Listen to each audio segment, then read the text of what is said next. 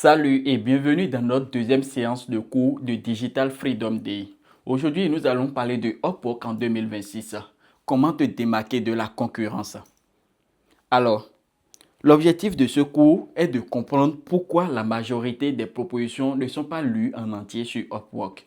Et si tu restes jusqu'à la fin, tu vas apprendre ou tu vas repartir avec une méthode simple qui te permet de créer une proposition qui capte l'attention dès les premières secondes. Le constat qui est fait sur Upwork, c'est quoi? Lorsqu'un client pose une offre sur Upwork, il reçoit plus de 50 propositions, c'est-à-dire 50 personnes, voire 100 personnes qui veulent la même offre que toi. Donc, qu'est-ce qu'il fait? Il doit lire ces propositions, il doit lire ces lettres de motivation. Et le constat qui a été fait, c'est que les 3 premières lignes de votre proposition déterminent si le client va lire jusqu'à la fin ou pas. Donc, c'est pourquoi les propositions bien écrites sont très importantes sur la plateforme. Comment le faire, n'est-ce pas? Je te donne ma méthode que j'utilise depuis 5 ans qui me permet d'être vu et d'être recruté par des clients.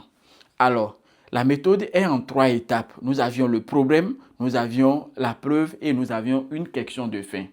Lorsque vous voulez rédiger une proposition, assurez-vous de poser le problème du client.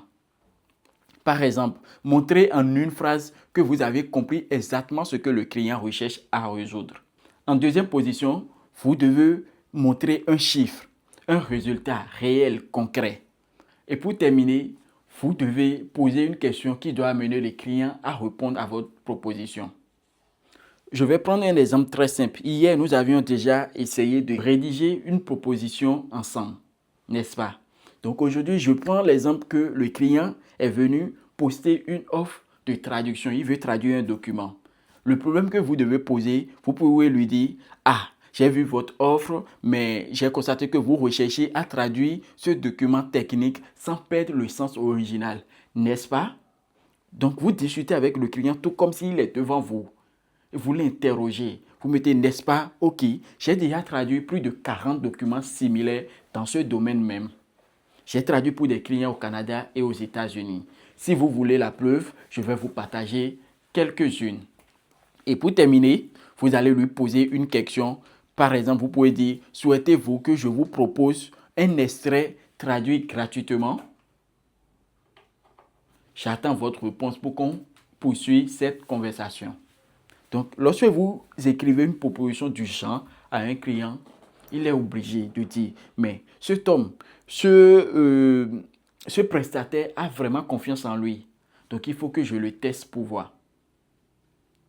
Il faut que je lui donne une chance pour voir. Même s'il ne veut pas vous recruter, il va quand même discuter pour pousser sa curiosité pour voir de quoi vous êtes capable. Alors, si tu peux garder ces 3 méthodes, je pense que à partir d'aujourd'hui, tu vas commencer par recevoir des réponses des clients sur Upwork.